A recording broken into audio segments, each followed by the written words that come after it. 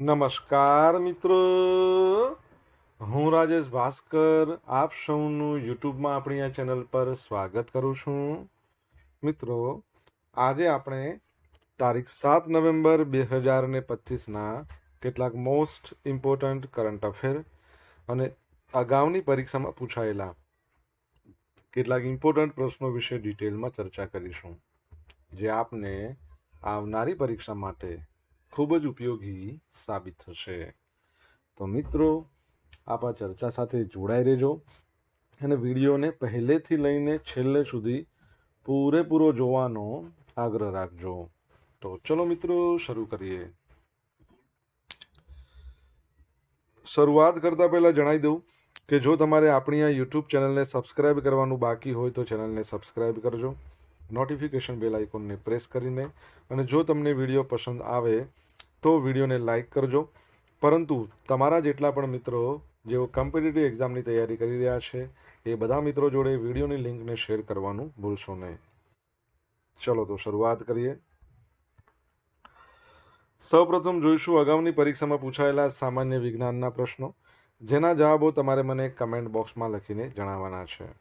વિડીયોના લાસ્ટમાં જ્યારે હું તમને આ દરેક પ્રશ્નના જવાબ જણાવું ત્યારે તમારે ચેક કરવાનું છે કે તમે આપેલા પ્રશ્નોના જવાબમાંથી કેટલા પ્રશ્નોના જવાબ સાચા છે, અને જેટલા પણ પ્રશ્નોના જવાબ સાચા હોય એનો આંકડો તમારે કમેન્ટમાં લખવાનો છે કે 10માંથી આટલા સાચા.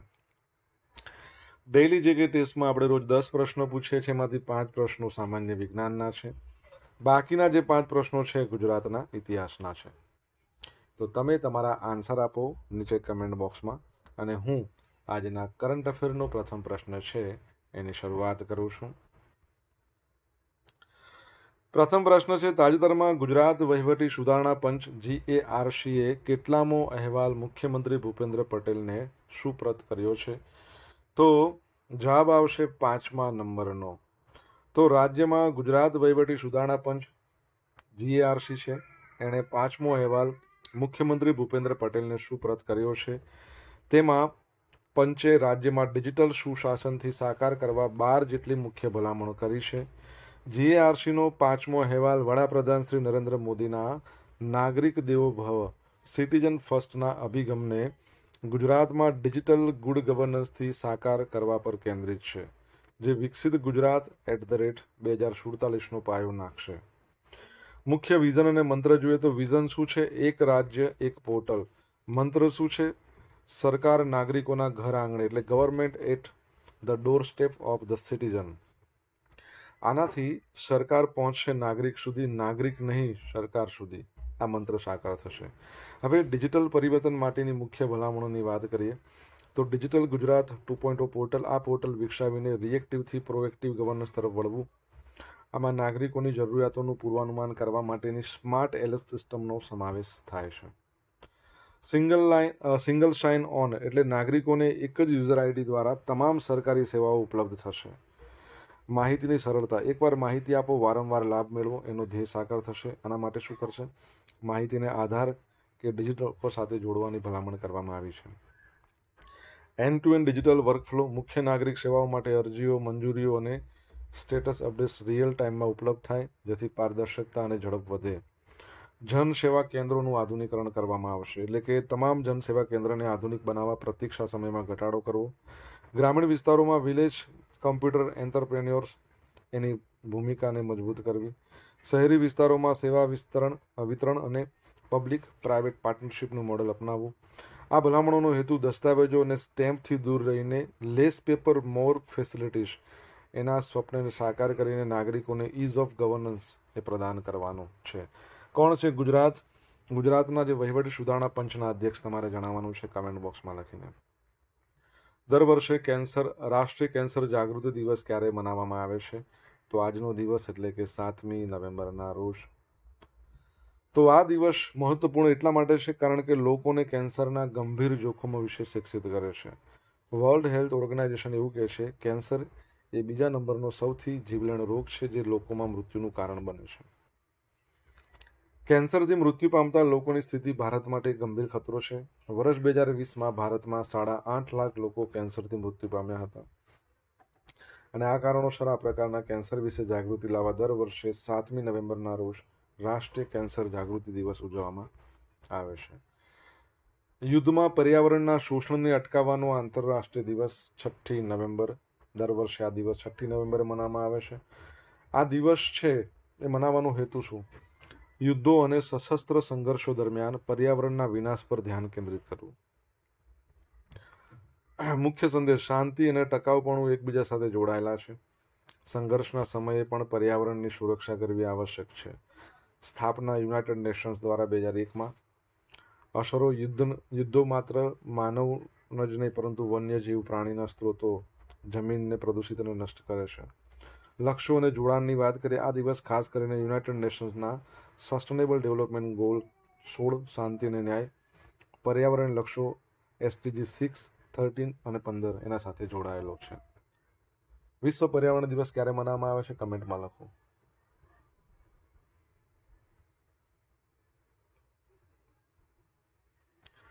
પ્રથમ સંપૂર્ણ ડિજિટાઇઝ રાષ્ટ્રીય દરિયાઈ મત્સ્ય ઉદ્યોગ ગણતરી 2025માં શરૂ કરવામાં આવી. તો કેન્દ્રીય રાજ્યમંત્રી છે જ્યોર્જ કુરિયન દ્વારા Indian council of agriculture research એનું CMFRI એટલે કે central marine fisheries research institute છે, ત્યાં નેશનલ મરીન ફિશરીઝ સેન્સસની ગણતરીનો તબક્કો શરૂ કરવામાં આવ્યો છે. સમયગાળો 3 નવેમ્બરથી 18 ડિસેમ્બર 2045 દિવસનો સમય ચાલશે. કવરેજ 9 દરિયાકાંઠાના રાજ્યો અને 4 કેન્દ્ર શાસિત પ્રદેશોમાં 12 લાખથી વધુ માછીમારી પરિવારોને આવરી લેવામાં આવશે. ટેકનોલોજીમાં શું? તો કે વ્યાસ ભારત અને વ્યાસ સૂત્ર મોબાઈલ એપ્લિકેશનનો ઉપયોગ કરીને રિયલ ટાઈમ ડેટાનો સંગ્રહ કરવામાં આવશે. લાભ માટે ફરજિયાત: મંત્રીએ ભારપૂર્વક જણાવ્યું કે PMKSSY યોજના હેઠળ લાભ મેળવવા માટે તમામ માછીમારોનું નેશનલ ફિશરીઝ ડિજિટલ પ્લેટફોર્મ એના પર નોંધણી કરાવવું ફરજિયાત છે. તમને ખબર છે 21 નવેમ્બરને ગ્લોબલ ફિશરીઝ ડે તરીકે મનાવવામાં આવે છે. તો ભારતમાં નેશનલ ફિશ ફાર્મર્સ ડે આપણે ક્યારે ઉજવીએ છીએ? કમેન્ટ બોક્સમાં લખીને જણાવો.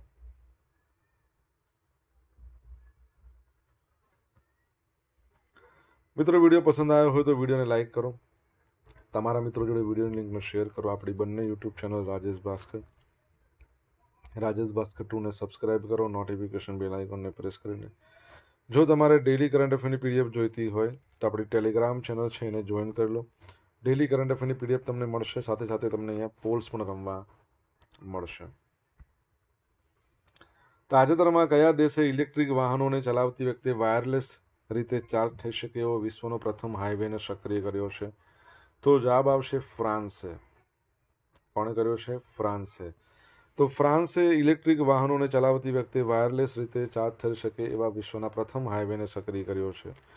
પેરિસની બહાર A10 મોટરવે નજીક 1.5 કિલોમીટર લાંબો આ હાઈવે એક સાથે બસો, કાર અને હેવી ડ્યુટી ટ્રક સહિત અનેક વાહનોને ચાર્જ કરી શકે છે. પાવર આઉટપુટની વાત કરીએ તો 200 કિલોવોટથી વધુ સતત પાવર પહોંચાડવા માટે રચાયેલ છે. ટેસ્લાનું જે V3 સુપર ચાર્જર છે ને એવી સૌથી ઝડપી ચાર્જરની સમકક્ષ છે. એ લગભગ 250 કિલોવોટ સુધીનું હોય છે. એટલે આમાં પણ એવું છે કે 250-300 કિલોવોટ સુધી જઈ શકે છે. આ ટેકનોલોજી કેવી છે ખબર છે? મોબાઈલ ફોનમાં આપણે વાયરલેસ ચાર્જિંગ થાય છે ને, બસ એવું જ હોય છે. રસ્તા પર ડામરની નીચે કોપરની કોઇલ લગાવેલી હોય છે. એમાં એક મેગ્નેટિક ફિલ્ડ બનાવે છે. મેગ્નેટિક ફિલ્ડ દ્વારા પાવર ખાસ રિસીવર ધરાવતા ઇલેક્ટ્રિક વાહનોમાં ટ્રાન્સફર થાય છે. આ સિસ્ટમ ચુંબકીય ક્ષેત્રનો ઉપયોગ કરતી હોવાથી તે વરસાદ, બરફ ગમે તે હોય સમસ્યા, એમાં કોઈ સમસ્યા આવશે નહીં, સમસ્યા વગર કામ કરશે. બરાબર છે. ઇલેક્ટ્રિક વ્હીકલ ડે તમને ખબર હોય તો કમેન્ટ બોક્સમાં લખીને જણાવો. એક જ સભ્યતા પર ધ્યાન કેન્દ્રિત કરતું વિશ્વનું સૌથી મોટું પુરાતત્વીય સંગ્રહાલય ક્યાં આવેલું છે? ઇજિપ્તમાં રિસન્ટલી જેનું ઉદ્ઘાટન કરવામાં આવ્યું છે. તો તાજેતરમાં ગ્રાન્ડ ઇજિપ્શિયન મ્યુઝિયમનું ઉદ્ઘાટન ઇજિપ્તમાં ગીઝા પિરામિડ આવેલો છે ને એની નજીક કાહિરા ખાતે કરવામાં આવ્યું છે. બરાબર છે. આ મ્યુઝિયમ વિશ્વનું સૌથી મોટું પુરાતત્વીય સંગ્રહાલય છે જે માત્ર એક જ સભ્યતા, સિંગલ સિવિલાઇઝેશન પર ધ્યાન કેન્દ્રિત કરે છે. જોઈ લઈએ મુખ્ય વિગતો. સ્થાન છે ગીઝાના પિરામિડ નજીક, કાહિરા, ઇજિપ્ત. કદ અને ખર્ચ $1.2 બિલિયન ખર્ચે બનાવ્યું છે. 4,90,000 ચોરસ કિલોમીટર, લગભગ 121 એકરમાં ફેલાયેલું છે. કલાકૃતિઓની વાત કરીએ તો 57,000થી વધુ કલાકૃતિઓ છે, જેમાં 7,000 BC થી 394 BC સુધીના સમયગાળાને આવરી લેવામાં આવ્યો છે.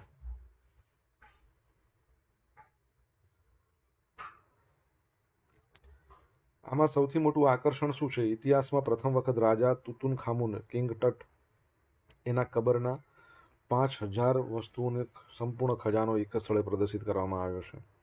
પ્રવેશદ્વારની વાત કરીએ, મુખ્ય પ્રવેશદ્વાર પર રામસેસ II, જે ઇજિપ્તના રાજા હતા, એની વિશાળ પ્રતિમા મૂકવામાં આવી છે. વિશેષતાની વાત કરીએ તો ગ્રીન મ્યુઝિયમ, તો ઇજિપ્ત આજે ગ્રાન્ડ ઇજિપ્શિયન મ્યુઝિયમ છે. એ આફ્રિકા અને મધ્ય પૂર્વનું પ્રથમ ગ્રીન મ્યુઝિયમ માનવામાં આવે છે. તેને ઉર્જા વ્યવસ્થાપન અને પર્યાવરણમાં 8 ISO પ્રમાણપત્ર મળ્યા છે. 2024 એજ એડવાન્સ ગ્રીન બિલ્ડિંગ સર્ટિફિકેટ એ પણ પ્રાપ્ત થયું છે. ઇજિપ્તની વાત કરીએ તો કેપિટલ એનું કેરો છે, કરન્સી ઇજિપ્તિયન પાઉન્ડ છે. તમારા માટે પ્રશ્ન, ઇજિપ્તના પ્રેસિડેન્ટનું નામ શું છે? કમેન્ટ બોક્સમાં લખીને જણાવો.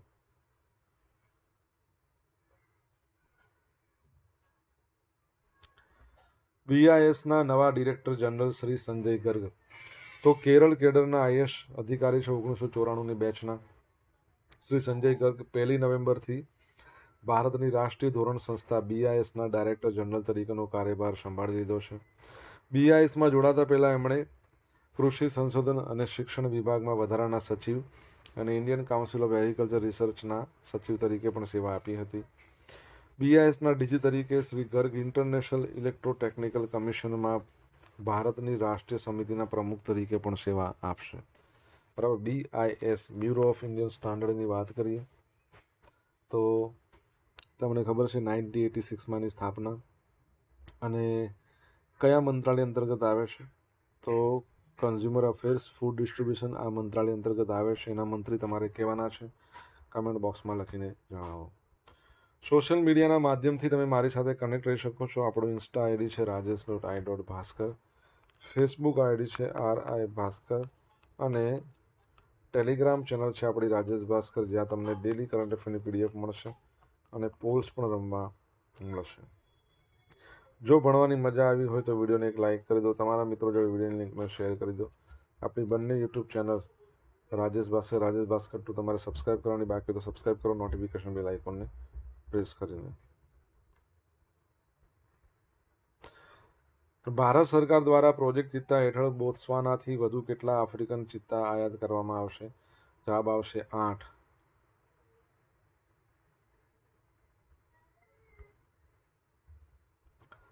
તો ભારત સરકાર પ્રોજેક્ટ ચિત્તાને આગળ વધારતા ડિસેમ્બર 2025ના ત્રીજા અઠવાડિયા સુધીમાં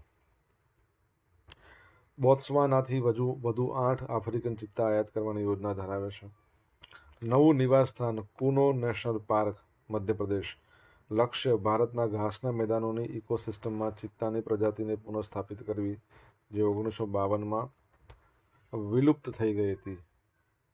પ્રોજેક્ટ્સની સ્થિતિ અત્યારે નવેમ્બર 2025માં જોઈશું ને, તો હાલમાં 27 ચિત્તાઓ છે, જેમાં ભારતમાં જન્મેલા 16 બચ્ચાઓનો સમાવેશ થાય છે. આમાંથી એક બચ્ચું પુખ્ત વયનું થઈ ગયું છે, પુખ્તાવસ્થામાં પહોંચી ગયું છે, જેના વિશે આપણે ભણ્યા હતા. નામ ખબર હોય તો કહો.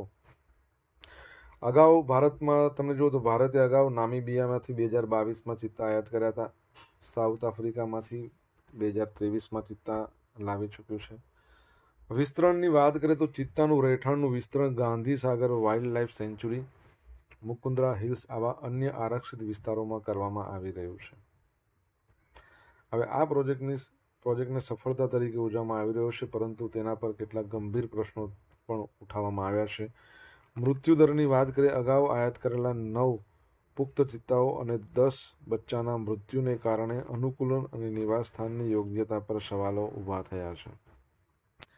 જલવાયુ વિસંગતતા. નિષ્ણાંતો માને છે કે દક્ષિણ ગોળાર્ધના ચિત્તાઓ ભારતમાં આબોહવા અને પ્રકાશના સમયગાળાની વિસંગતતા છે, એને માટે સાથે સંઘર્ષ કરી શકે છે. આટલી બધી ચિત્તાની વાત કરી. તમને ખબર છે ચિત્તા માટેનો દિવસ આપણે ક્યારે મનાવીએ છીએ? વિશ્વ ચિત્તા દિવસ 4 ડિસેમ્બર.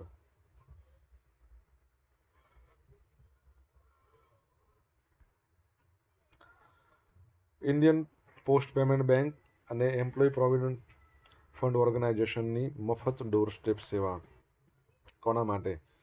તો EPS 1995ના જે પેન્શનરો છે એના માટે મફત ડોર સ્ટેપ, ઘરે બેઠા ડિજિટલ લાઈફ સર્ટિફિકેટ જમા કરવાની સુવિધા આપવા માટે 3 નવેમ્બર 2025ના રોજ MOU પર હસ્તાક્ષર થયા. તો 73મા નંબરનો સ્થાપના દિવસ હતો EPFOનો.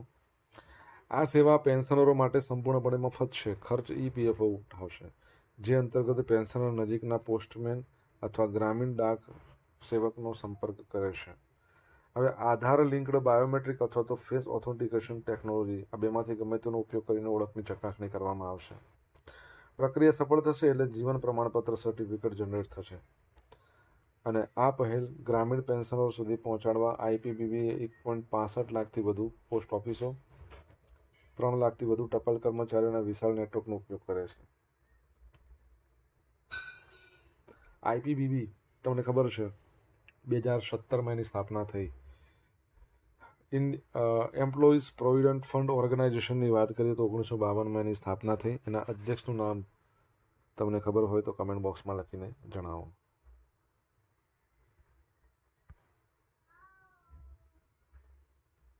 હવે જોઈશું અગાઉની પરીક્ષામાં પૂછાયેલા સામાન્ય વિજ્ઞાનના પ્રશ્નો. પહેલો પ્રશ્ન, ગ્રાહક સુરક્ષા ધારો કયા સાલમાં આવ્યો હતો? 86માં. જનીન બેંકનો ઉપયોગ માણસે નીચેનામાંથી શા માટે કર્યો છે? જનીન તો પશુપાલન, ખેતીવાડી, મત્સ્ય બધું આવશે ને. મિશ્ર ધાતુ પિત્તળના ઘટકો. પિત્તળ શાનાથી બને? કોપર અને ઝીંક. સૂર્યના બાહ્ય તેજસ્વી ગોળારૂપ ભાગને શું કહેવાય છે? કોરોના. કઈ કસોટી દ્વારા ટાઇફોઇડ છે કે નહીં તે નક્કી થાય છે? વિડાલ કસોટી.